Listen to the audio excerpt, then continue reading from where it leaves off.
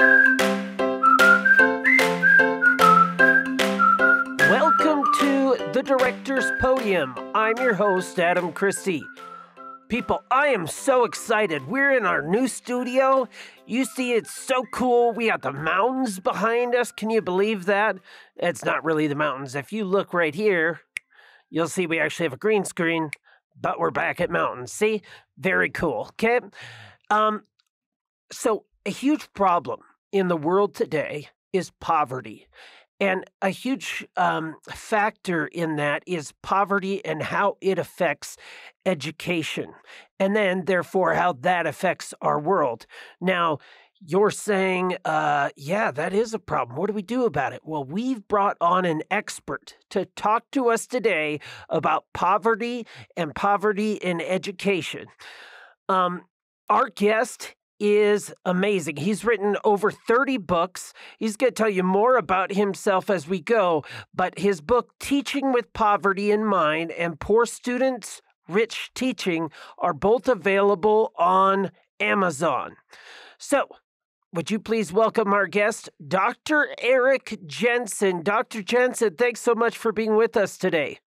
It's a pleasure. It's good to be here. Great.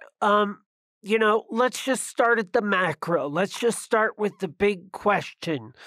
Do you think poverty in our country is fixable? The answer is yes. It takes resources, and one of those resources is the will to make it happen. We haven't had that for all of our country's history, but it's doable, it's fixable, and it can be done. Is it easy? No. Does it require money? Yes, but there's never been a shortage of money for other things. And many of the laws that are needed are already in place. What it takes is people having the will to make it happen. Our country would be more amazing if we were able to decrease the amount of poverty in our country and to raise more people out of poverty to middle income or upper income. And it's totally doable. So what is it that made you so passionate about this and write about it? What was it about this subject that you were like, you know what, I'm really going to invest myself in this? A couple of things had to come together for me. One of them was that I'd been what you might call a brain junkie for a couple of decades, and I still am. So I started digging into the research on how our brain works many years ago, and I began to put on trainings and teach a workshop called Teaching with the Brain in Mind. My wife and I actually put on 19 separate mind-brain conferences, and I put on trainings for educators in the area of teaching with the brain in mind. So the first ingredient was my interest in how the brain worked. Over the years, more and more teachers would come up to me and said, "Hey, I work with kids from poverty. Would you think that their brains might be different?" And the first time I heard that, I said, wow, I'll bet they are. And I started digging into that. The next event that happened was I did my doctoral work on poverty. And so just doing the research on poverty helped me start to understand what we're up against. I did my dissertation on 5 schools that were high poverty and high performing, and 5 schools that were high poverty and low performing, to suss out what were the differences between those 2 clusters of schools. And I think the third thing was just my own background. I grew up in a real crappy environment. It was lower middle class. It was not poverty, but I grew up with adverse childhood experiences that I could empathize with many kids. For example, I had a divorce when I was 2. I had a father who had 3 more wives, so I grew up with a stepmother who was alcoholic, abusive, and violent. We moved a lot, so for me, starting in school, I ended up in San Diego going to 9 schools, and I had 153 teachers because every time the violence would get too bad at home, my dad would move myself out and my sister, who lived in the garage to stay away from the violence, move us out. And we'd go live with my grandma for a few months, and then my evil stepmom would promise to be good, and we'd move back, and then the whole thing would repeat, and we'd move out and live with my aunt or uncle for a few months. I'd go to a new school. She'd promise to be good. We'd move back. Things got bad again. We'd move out, and I'd go to a new school. So all this time I was going through chaos, abuse at home, chronic stress. At school, I couldn't think straight. My only question was, what will it be like when I go home from school? That's how I thought. I was in survival mode every day. So doing PhD work on it, being a brain junkie, got me to start investigating all this. And there was a point at which I said, wow, things are different inside the brain for kids who grow up in poverty, because I didn't even experience the racism of being a person of color, and I still got a taste of how bad things could be. So when I was in school, teachers expected very little of me.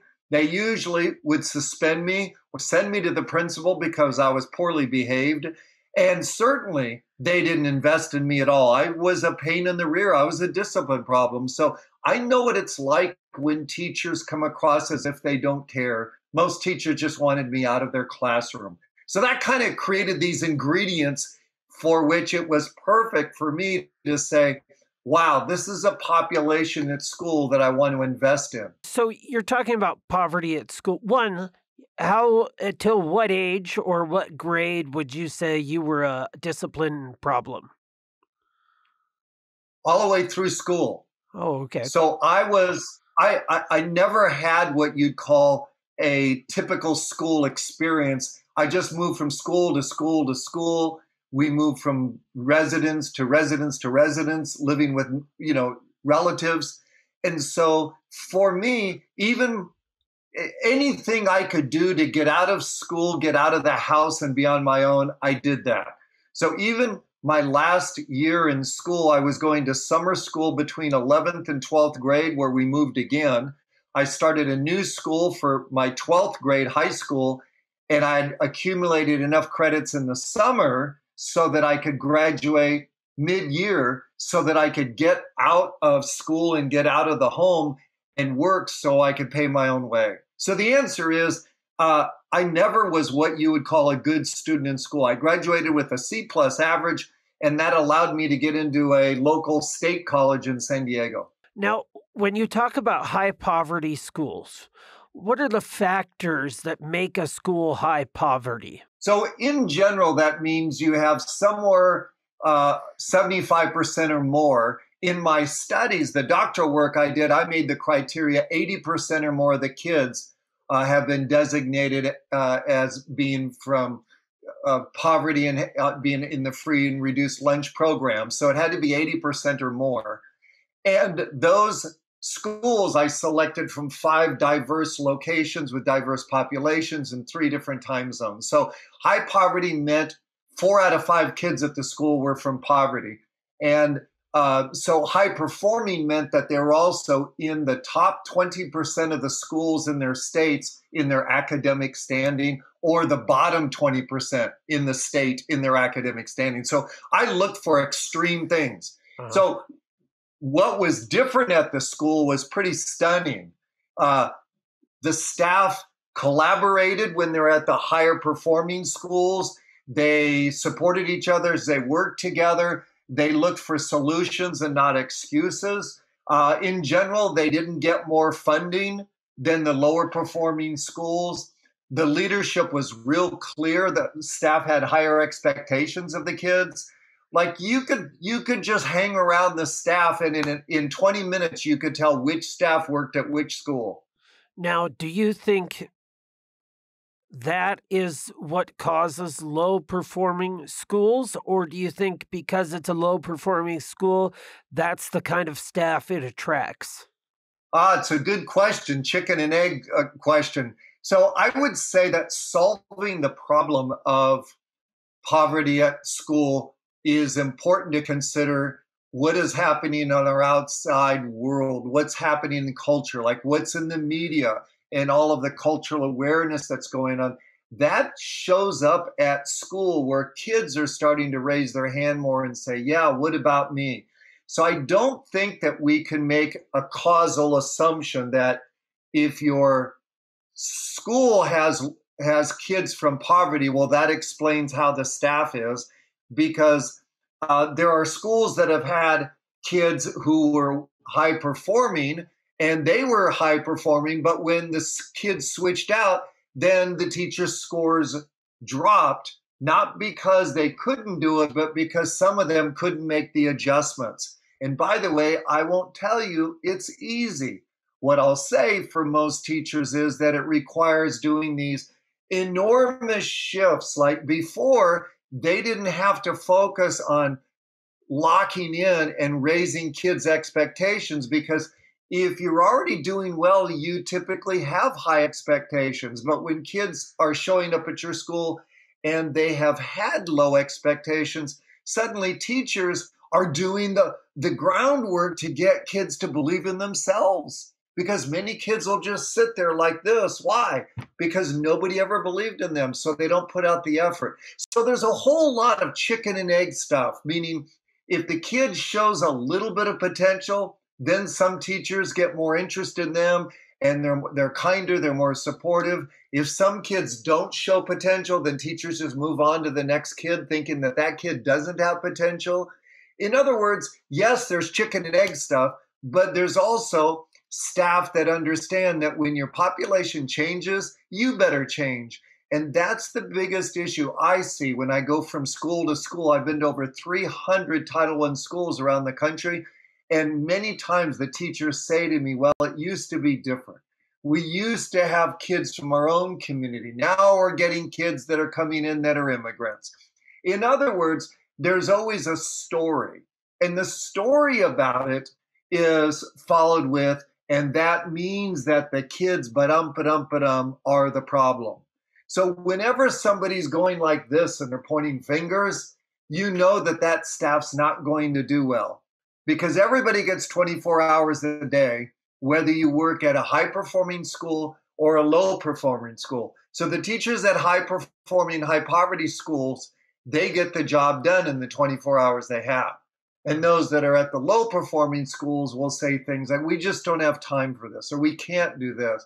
We don't have the funding, or we don't have this. So you can tell that there's a little bit of everything. There's often poor leadership at the school. There's often teachers who haven't been trained about what to do differently. Teachers who get stuck and they don't have the appropriate staff development. Teachers who don't have cultural awareness. Teachers who may have biases that play out in their workplace. Stories they tell in their heads, like stories like, well, you know, the apple doesn't fall far from the tree. Like, that's another way of saying you can't change kids who are low performing. And of course, it's a bunch of crap, because teachers do it all the time. Kids change all the time. As I said, I was a C+ average in high school, and when I went to college, and on my path, once I got started in college, getting study skills, I bumped my grades up by becoming a better student, so that I never again was not on the dean's list. So I went from a C+ student to becoming a dean's list student through skill building.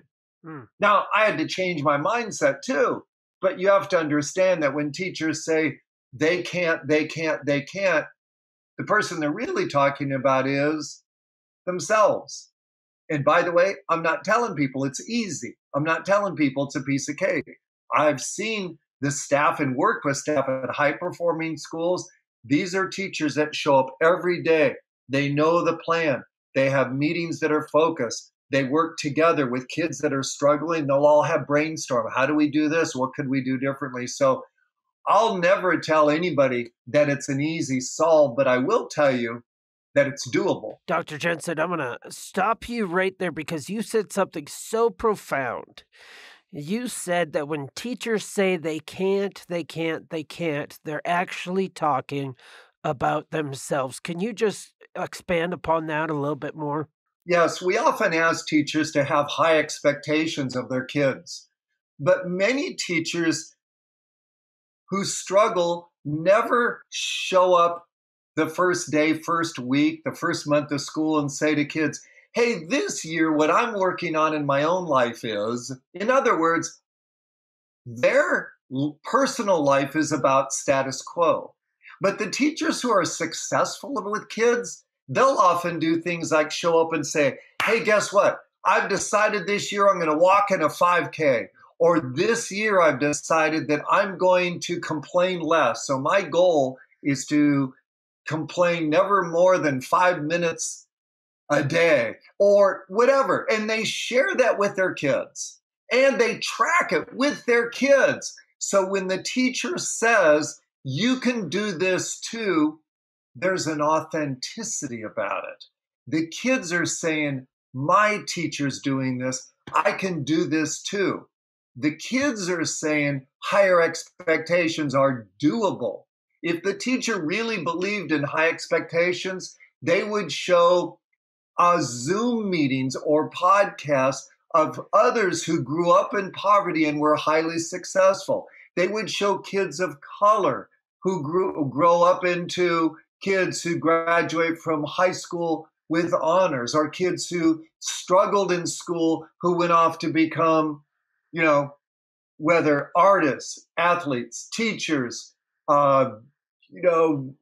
bricklayers, you name it. They would bring those in to talk to their kids and say, this is doable. You can do that. But the ones who struggle, they don't do that. You know why? Because they're struggling too. For some, just getting through every week is hard for them. And if you ask me why, I'll say that's a different conversation. But the short answer is many people may be struggling with a relationship, struggling with their health, struggling with their own kids. So when they come to school, they don't have this vibrant, charge ahead energy that many kids need. They need a role model that's going to inspire them. And for many teachers, it's a grind. And it's hard for them to do what the kids need. So that's why I say it's not easy, but I'll tell you, kids need a teacher who believes in them and who walks the talk. Okay, can we just play a little game of effectiveness, actually? If I were to name a possible solution on a scale from 1 to 10, can you tell me which you think would have the biggest effect on changing poverty in schools, okay? So 10 being the most effective and 0 being no effect at all. Scale from 1 to 10, how effective would more money to those schools be? It would be about a 7, meaning helpful but not critically necessary. Okay, how about administration? Strong leadership is a difference maker. I would say it's probably close to a 9. Okay, how about teachers? Same, I'd give to them, probably a 9 for teachers. In other words, the staff who's high performing at one school, if you could switch them out, if you took them to another school that was struggling, probably within a year or two, they would have those students succeeding well too. How about parents? Parents are helpful when they're on the mark, but not necessarily critical. They fall in the same category as money. I would give strong parental support a 7, meaning your school can do it without the support, but it's harder. How about what is the impact of school free and reduced lunches? Is there any impact to that? Well, for some kids, the impact is big, and for others, it's a non-issue. What do I mean by that? Some kids don't even eat what's offered, meaning they just pass up on the food. And others, it's a staple of their diet. So I guess you'd say for some, it's a 9 out of 10, and for some kids, it's about a 4. So that's a mixed bag. Okay, so what can teachers do if they're in a low poverty school? What can they do to turn this thing around? I think the first thing that teachers can do who work at low poverty schools is to start asking themselves, what is it I don't know that I need to know so that I can spend the same number of hours or less, but get a bigger result? So translated, that might mean, how am I using my minutes every day?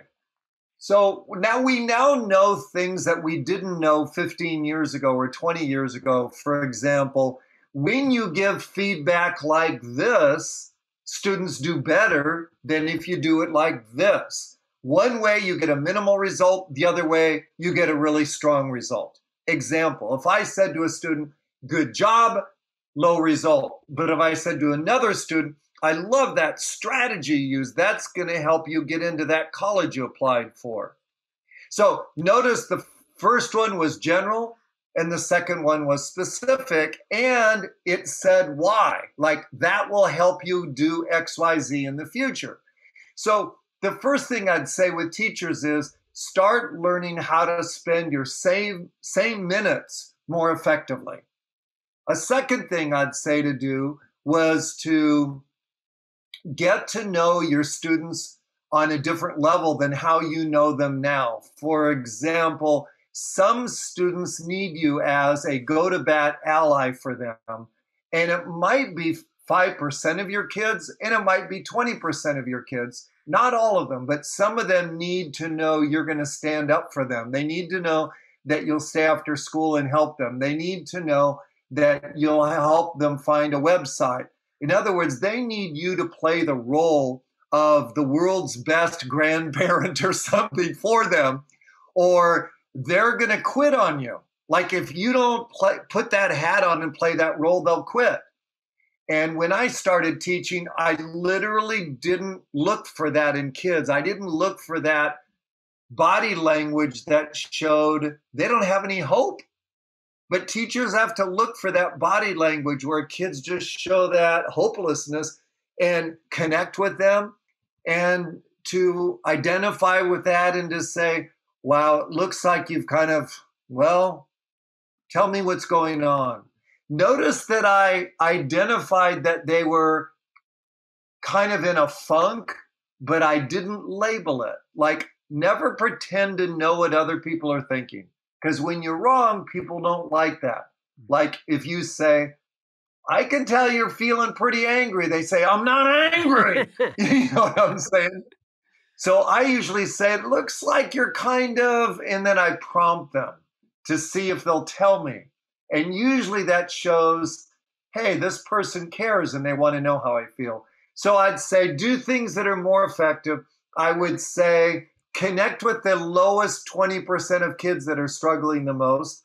I'd also say use more activities and energizers than you think you'd need, as opposed to more repetition. Because what the students tell us in surveys is that they tell us that most of the time they're bored out of their minds because teachers dumb down the curriculum because they expect so little of us. On average, teachers lose 500 hours a year in the classroom dumbing down stuff that kids already know. They already know. That gets squandered. So when teachers tell me they don't have time, I'd say you do. Use your time better, connect with the lowest performing students on a personal level, and stop dumbing it down. Make things more challenging with buy-in and connection. That'd be 3 steps you could do. Like you could do 20 things, but 3 things that would get a start. We would love it if you had strong leadership at your school, but that's different. Right. So do you have to have more energy to be a teacher at one of these high poverty schools?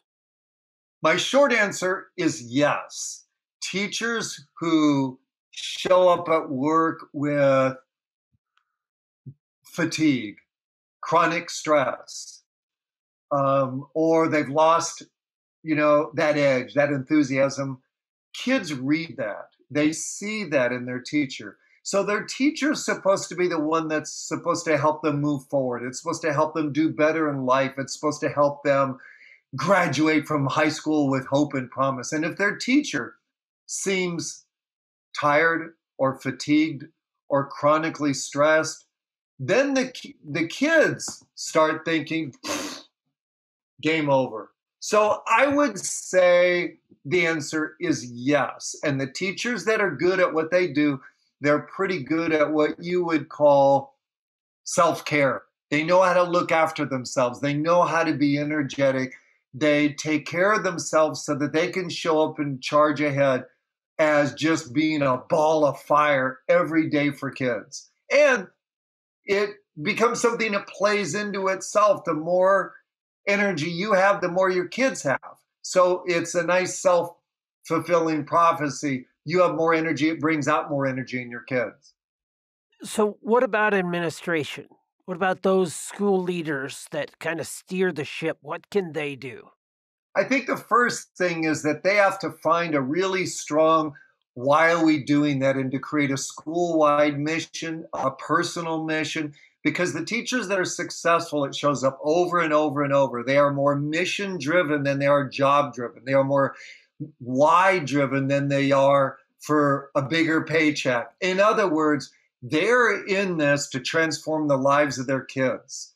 Everything else, just get out of my way. That's why they wake up in the morning to come to school and make miracles happen. So leaders tap into that. They fuel that. They ask those teachers to share why do they come to work every day. The teachers help the staff create a strong why, and a strong why might be getting them to say, what's the one thing that we all want to come to school for every day?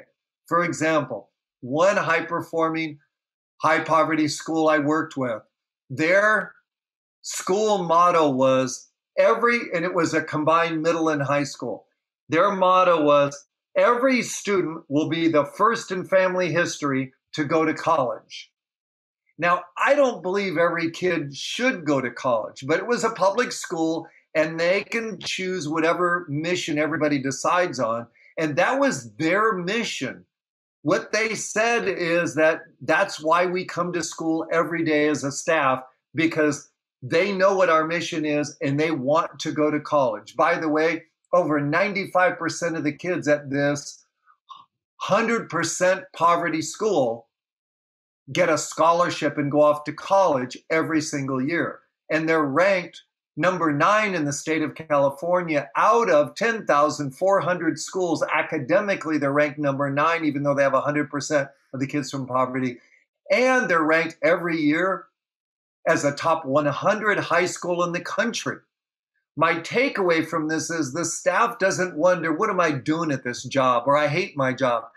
They're mission oriented. The second thing is that the administration and the staff have a clear path. They know exactly what to do when this happens. They know what curriculum that we're offering. They know what goes in, what goes out. They know what professional development. In other words, everybody knows the plan and they just plug and play every year. They know what works and they stick to it.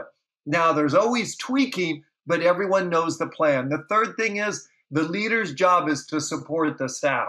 So there's a strong why, there's a clear plan, and there's support by leadership that is the one that'll walk into a classroom, observe, and give positive feedback on what they like.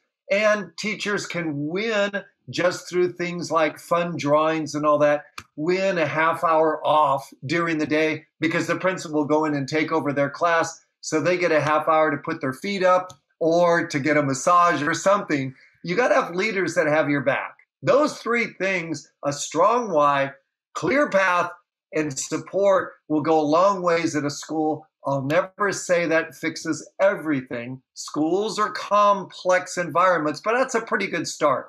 So I want you to bring this down to another level, okay? Not okay, so a student who knows somebody that is struggling in poverty, but that's a friend of theirs. What can they do? I think the first step is to ensure that that student gets a voice within a small collaborative team at school. Most schools have their kids, even at the lower grade levels, like kindergarten through second grade, have a cooperative group of 4 students.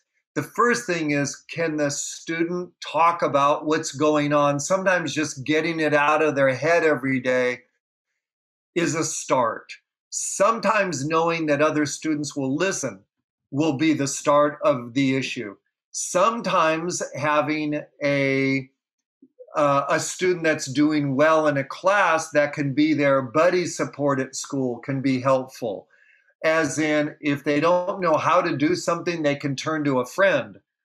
Sometimes what they need is within a small cooperative group for them to get roles that they can play that can help build their confidence, such as they may be becoming the person who is a summarizer, a person who is the energizer leader, or a person who is the team leader, so that they start learning to take a stand for something. So you're really trying to go after them having a voice, to have a sense of belonging, to build confidence, because these are the small little tweaks that over time enable them to have what you call agency, meaning they have a sense of, I'm good enough to move forward. If there is bigger issues like a kid who is being abused at home and so forth, those are usually conversations that need to happen with a teacher or a counselor to make sure that special services may be needed to get involved in this. But the take-home message is you have to be willing every day at your school to go after small wins that can help nudge students forward, just so they have a voice, that they feel more agency, and that they can take actions that matter. Do you think that low poverty schools should pay their teachers more so that they get a higher quality teacher there? Well, there are many things that have been tried and researched, as in, if you compared schools that are high poverty, where they give teachers performance bonuses, sign-up bonuses, or more pay, versus schools who don't do that, and the bottom line is the correlation is low, meaning it's not causal. Would teachers appreciate that? You bet. Many teachers in certain states are dreadfully underpaid. And if I had my wish, that would stop in a heartbeat. I mean, there are new teachers who are asked to teach in schools of poverty in some states where they're literally starting off at poverty rates, meaning they're in poverty and they're a teacher, like $25,000 a year. And there are many teachers in certain states where the teacher average salary is $75,000 to $80,000 a year for all teachers. So there's a huge state by state difference. And it's not causal, meaning you don't have all of the teachers who are being paid $85,000 being highly effective, and all the ones that are being paid less effective. Would it help? Yes, I would vote for it. But I don't think it solves the problem for it.